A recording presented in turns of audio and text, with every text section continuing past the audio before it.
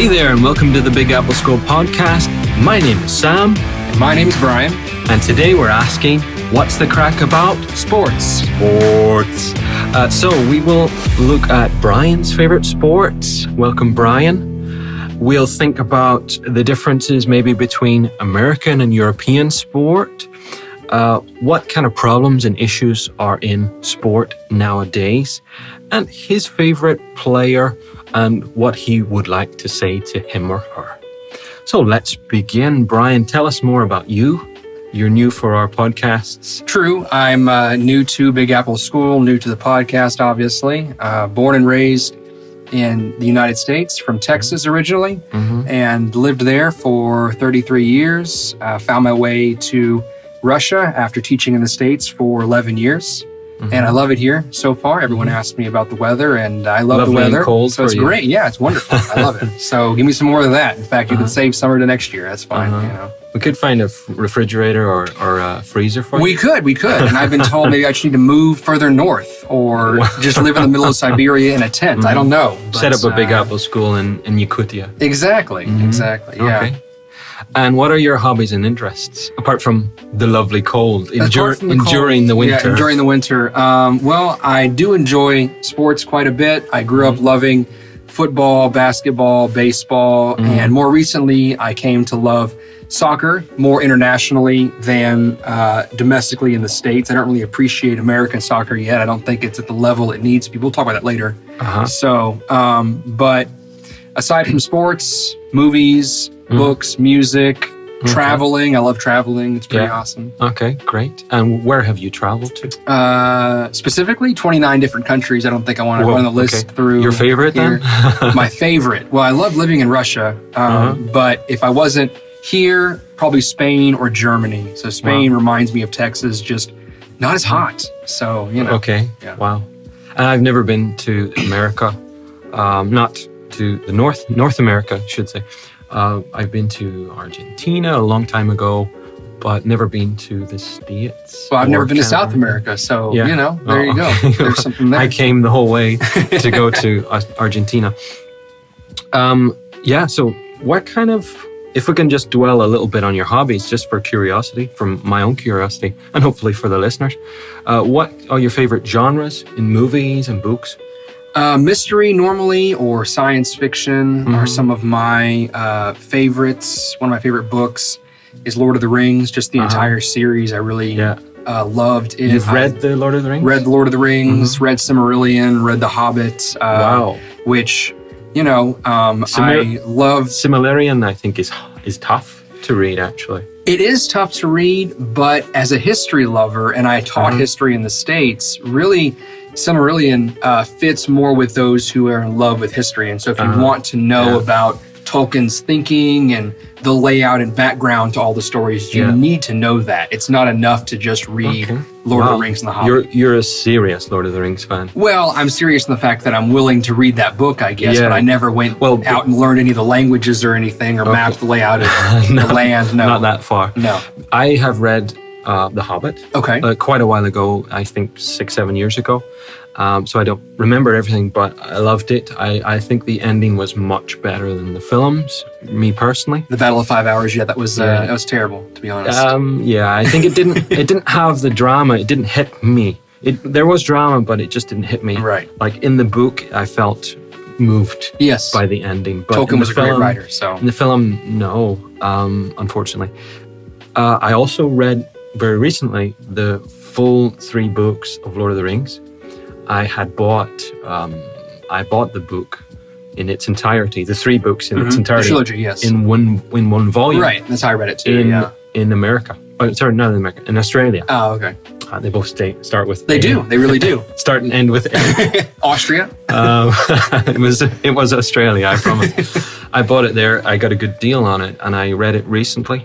And I say that you're quite serious because it took quite a bit to read it. And it did. There's a lot of stuff and a lot of extra details that fictional history that is interesting, but it gave me a little bit of fatigue, I think, to read it. Yeah. But so let's get down to our topic.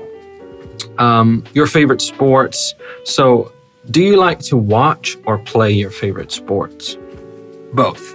So if I had a preference and I could only do one or the other ever again, it would be play. Because for me, yes, watching is enjoyable. You can sit there and enjoy the passion of the team and the roar of the crowd and kind of get behind that common goal of winning or whatever it is, scoring, running faster or all those kind of things. But to be honest, the joy really is in playing. And if you get out there and play the sport, it's much more enjoyable than simply sitting there and watching athletes on a field. So for me, playing is more fun, but I do tend to watch more often because I don't always have time to go out and play or people to play with.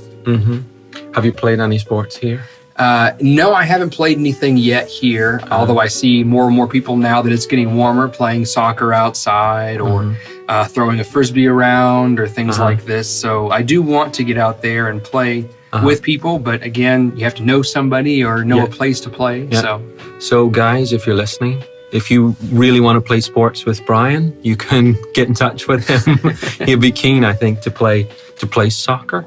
Yeah, as I call football. It, football. No, of course, football. That's how I call football. it too, yes. It's football. In the UK, it's football, but in the Republic of Ireland, it's soccer. Really? Go figure. You know why? No. I thought I would spring this on you. That's good. In the Republic of Ireland, the most popular sport, or one of the most popular sports, is Gaelic football. Which? And what is this? How do I explain it? I've never played it, but I have seen it on television. In Gaelic football, you kick the ball, but you can also hold on to the ball. So it's kind of like rugby. No, it's a football. It's still a cylindrical ball. Okay.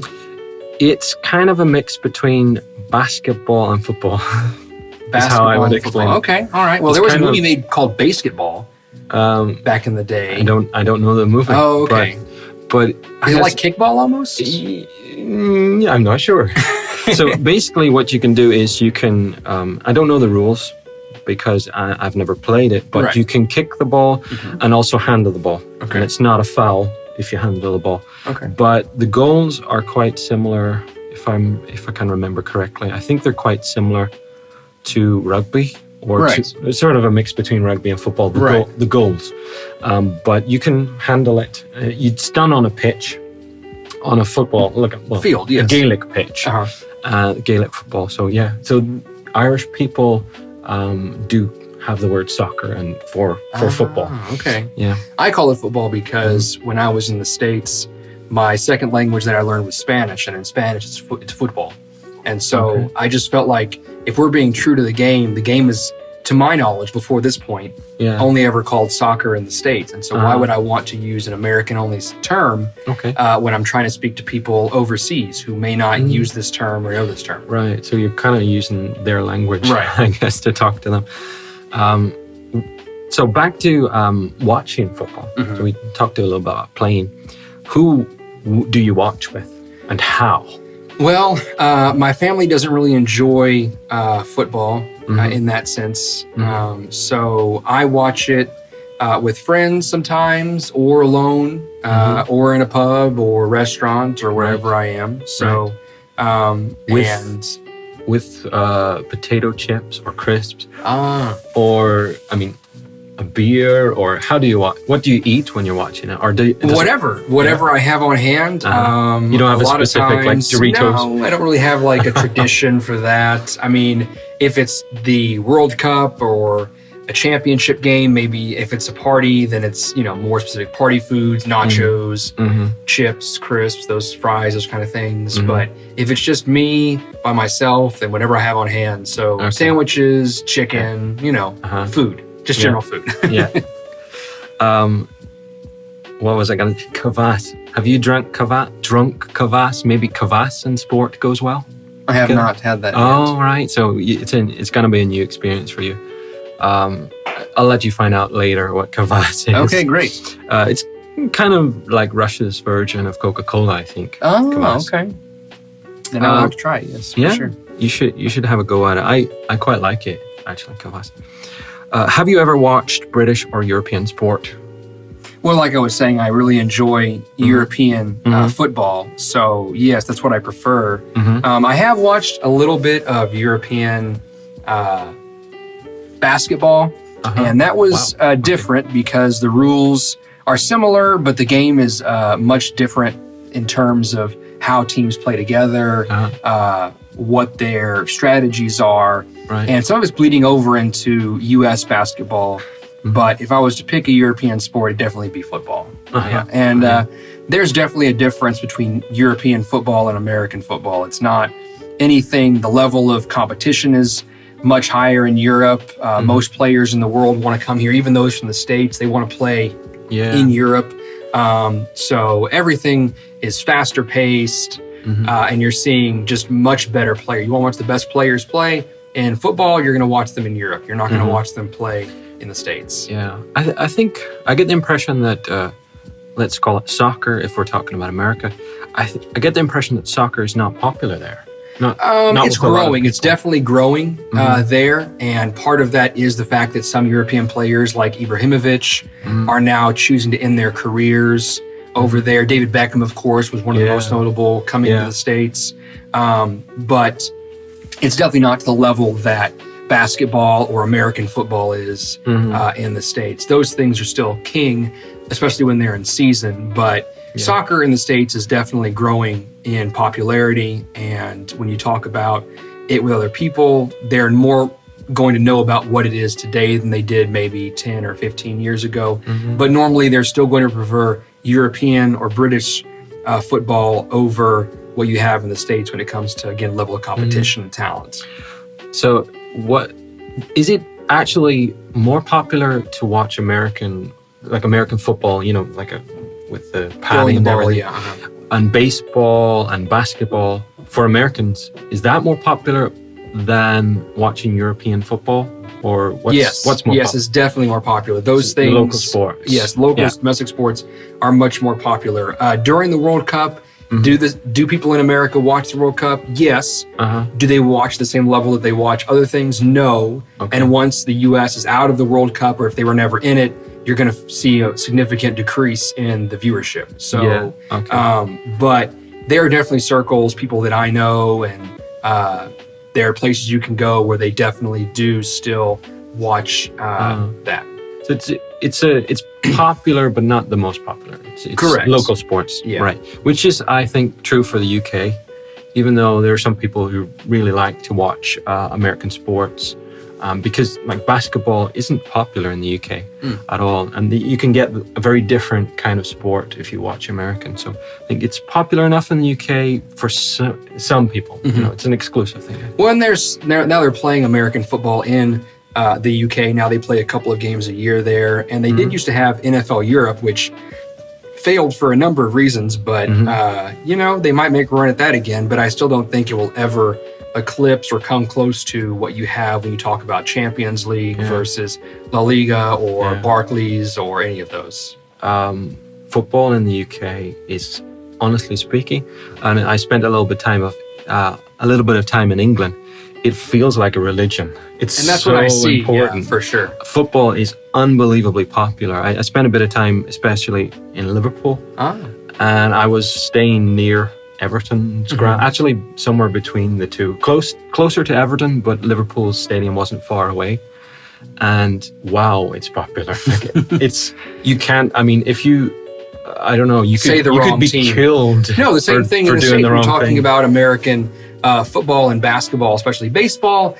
It really depends on where you are. Baseball people normally aren't as enthusiastic. The fans are not as fanatical, I guess you could say. Yeah. But there have been reports of people in many cities being attacked for wearing the wrong jersey in a city. People after sporting events who have been taken to the hospital. Right. People being arrested for these kind of things. So, there are definitely fans that are very passionate, and it's on a religious level. People who go to church or mosque or synagogue regularly will skip services if there's an important game on. So I'm sure it's that way in many places in the UK and maybe even in Europe. Yeah, well, I can't speak for Europe, I don't know, but definitely, especially in England, it's so popular. And there are the few people who will be a little little bit too enthusiastic about it. They aren't called fanatics for nothing. I mean, they are fanatical. Yeah. So we talked a little bit about American football, with the paddings and the helmet and all of that. And it is in some ways comparable to rugby. Some ways, yeah. I would say that. Which is tougher, do you think? Well, I've known a few people who have played rugby, and they are very tough individuals, I would have to say. And I've watched a little bit, not enough to say I'm an expert at any level on rugby, but I've watched some rugby, and it does seem like a very difficult sport. Although people in rugby normally aren't running as fast, the players do seem to be larger. Yeah. And so the aggression that you would see on a football field where someone's running, 40 yards in under four seconds doesn't happen in rugby as often. And normally the teams are much closer together, uniformly across the field. But at the same time, you don't regularly have players in the NFL or college or any level of football leaving the field because they're bleeding. That doesn't happen as often. Right. But then they have a lot more gear on, don't they? Right. And then I don't know about how injuries play out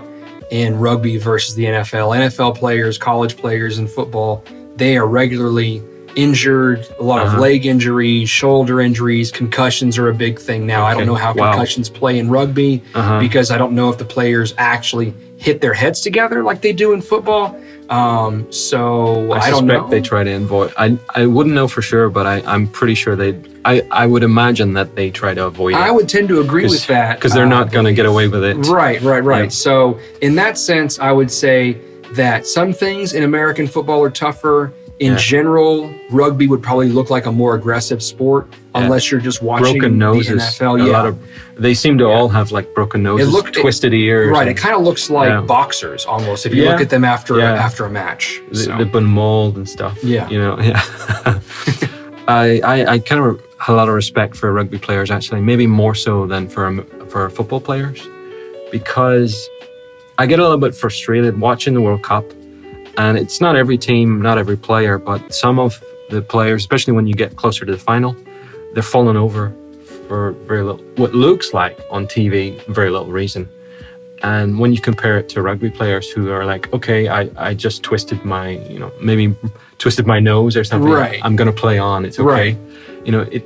I have a lot more respect for the rugby players, I think, because of that. But I know it's a strategy in football. I know. Right. In football/soccer, that of course is because you want to get a penalty kick, you want to get somebody carded, or you just want to slow the game down. There's a number of reasons. I don't know the rules and ins and outs of rugby, so I don't know if somebody complained about having a broken nose in rugby, if the game would stop or if they would be laughed off the field. I don't really know. I think the culture in rugby, you'd just be like, what's wrong with you? Right. There's, the blood isn't in your eyes. Right. Keep going. Right. Your head's not split open yet. Let's keep going, guys.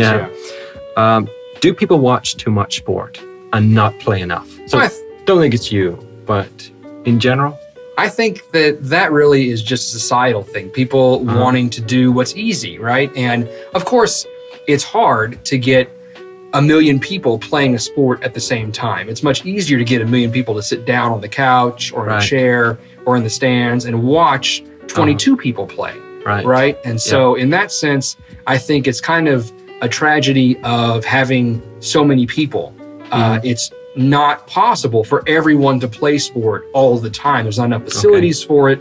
Yeah. At the same time, I think that if people would play more sport and sit down less, that would solve a lot of problems with people and have better communication, and I think it would solve issues in the community, and also people wouldn't just be satisfied with sitting down anymore. People would want to be more active. So I agree, people watch too much and don't play enough. I don't know that you can play all the time. I mean, but maybe playing once a day, once or twice a week, that's definitely doable. And I think if more people did that, they would have a healthier life and be more satisfied for sure. Okay, great.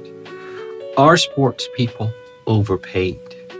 So I don't know how it is in the States. I'm sure it's a lot of money. I mean, in the UK, the footballers it's amazing how much they're paid, and it just seems to be going up and up. Do you think in general sports people are overpaid? Is it a problem? Overpaid. Well, that's really an economic question. We can talk about it for sure. I think if we're talking about athletes being overpaid, that depends on if you're looking at it from the perspective of how much do the owners / teams make, and how much should their employees / players make. Okay. And also if it says more about our society and the value we place on entertainers than we do on necessary people in positions like engineers or teachers, you and I, of course, or other industries, doctors, lawyers, accountants. Should we value them more than sports people? Right. And of course, people aren't showing up to a court proceeding and cheering normally not in the gallery and cheering for a result or, boo, you suck as a judge. Normally that's not what happens. Whereas we question the referee's ability to see quite often. That's the normal thing. You're blind, so are they overpaid? That I really don't know how to answer that. I would say that I read recently, and this is an American thing, there's a baseball player that signed a 10-year deal for over $300 million, which I will never make that much in my lifetime, not even close to that. And so, if I was to compare just on salary alone, the value of that person versus my personal value, then of course I would say that I'm undervalued, right? But again, nobody is paying me that much money because no one's paying that much money to study a language or study history or whatever it is they're trying to learn, because people would not pay that. People will gladly pay $1,000, $2,000, $10,000 to watch Manchester United or FC Barcelona or Real Madrid. They would gladly pay that money to watch them play because they care about those things more. Does that mean people care about the wrong things? Well, I mean, people care about what they care about. That's kind of a morals and ethics question, which we can't really get into all the ins and outs of that. So I think are they overpaid? Sometimes, I think, and it really depends in the end if you're looking at it from whose perspective, and then is it a problem that the government needs to solve, or is it something that people just worry about needlessly, and if you don't like how much they're getting paid, don't watch the sport, don't go to the games, right? I mean, don't pay for the merchandise or this. I guess it's the money's there. I mean, obviously the money's there, so they can pay them whatever they want, and it's their choice. I said, well, that's how I would look at it. So, if you look at it from how much you're paid, maybe people who ask this question, and I just took this question from what people usually ask, I think maybe people who ask this question are just a little bit jealous. Maybe. Because of how much they're being paid. Of course, who wouldn't like to make $336 million in 10 years? Who wouldn't like that?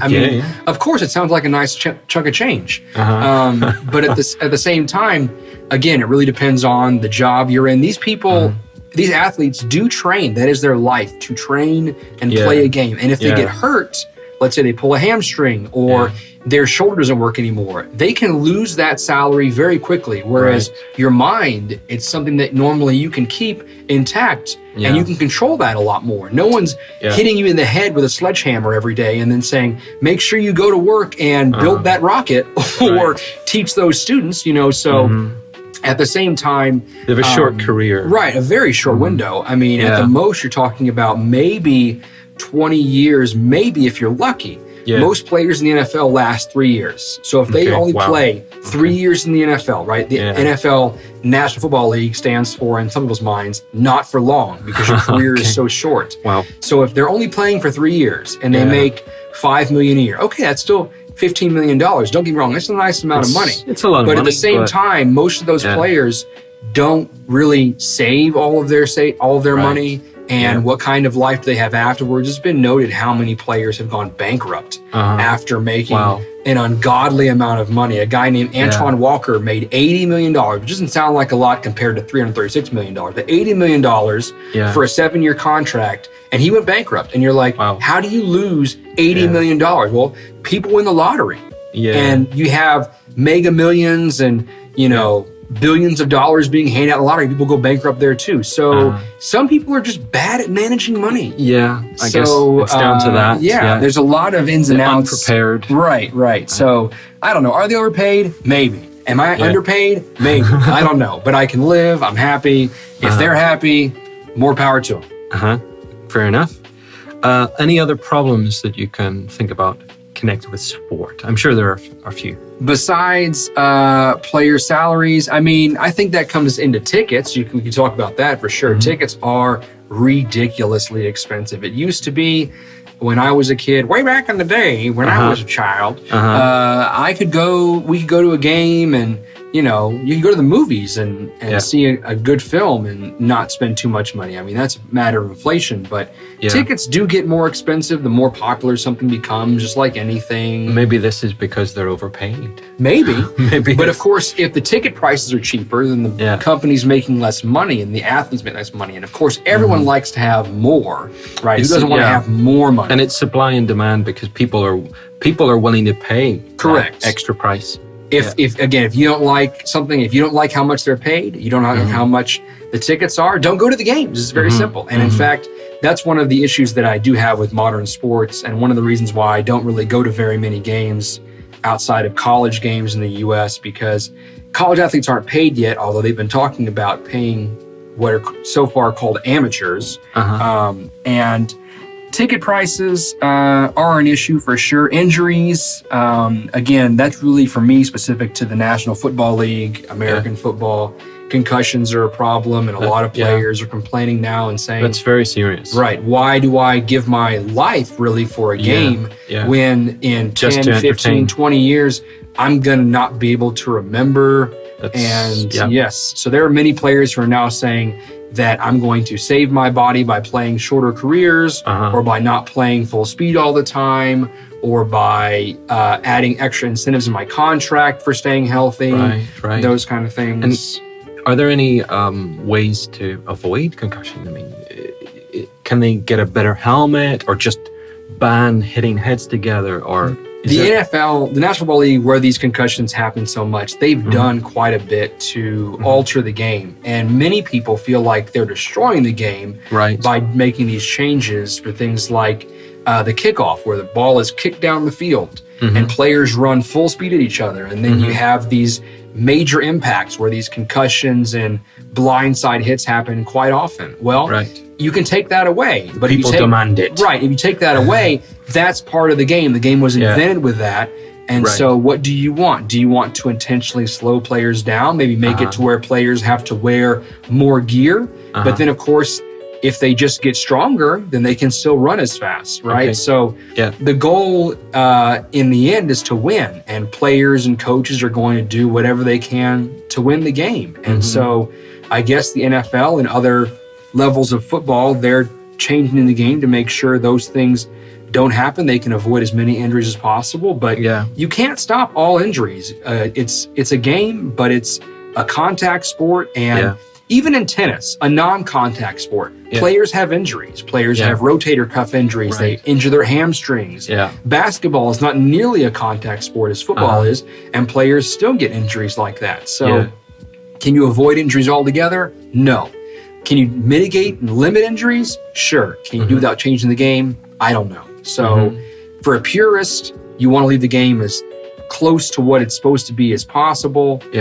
For someone who's caring more about the athletes, then you're going to make whatever design changes you need. And so I don't know. You need to have a balance. Right. It has to be entertaining. You have to win, but you need to look after your players too. And it doesn't need to be the gladiatorial game if people are dying, right? You don't want people on the field not able to perform, you know? So even if you don't like an athlete, the worst thing is for that athlete to not be able to play anymore. And there are athletes I don't like at all, but I still don't want to see them go down and then say, oh, that guy's career was cut short by some freak accident, right? Let him finish his career. And if you don't like him, fine.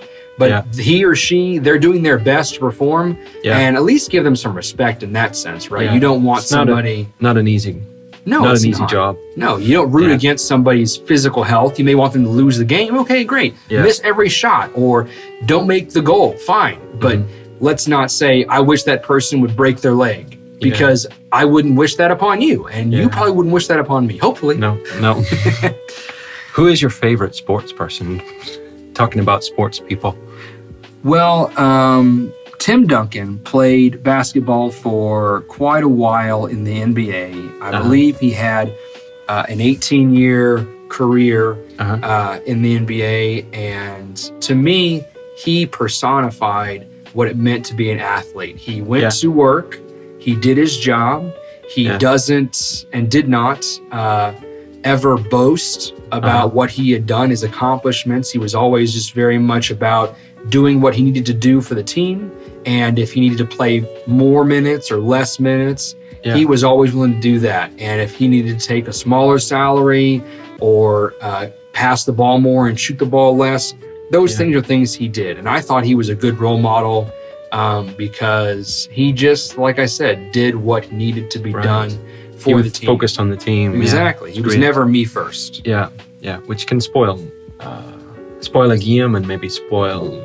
It makes people look bad. Not everyone thought he was entertaining, and that's true. And people called him boring. Right. But he had a boring Hall of Fame career where he won 5 championships in the NBA. So, he had a pretty decent run at it. And I would certainly say that if winning is boring, then yes, he was one of the most boring people ever. Okay. What would you tell him if you could talk to him? I'd probably ask him what was the thing that kept him going when everything got more difficult. As a young person, it's easy, I think, to go out and do things that you enjoy. And then when it becomes a job, when it becomes work, that's when it gets hard. And especially when you get older and your body starts breaking down, you can't run as fast, you can't jump as high. Or if you're talking about mental capacity, you can't think as quickly or adapt as on your feet as you want to. What made him want to keep going? Why did he go for so long? Why did his career last as long as it did? What did he do mentally, physically, emotionally to keep himself balanced and motivated? Okay, so if you're listening, Tim, can you write the answer below for us? So that was all about sports today. Brian came along and talked about his favorite sports. The differences he has noticed between European football and American style soccer in America, the kind of sports he enjoys, how he enjoys them, and a little bit about the problems that we have in modern sport, which maybe have been there even for a while. So that was the crack about sports.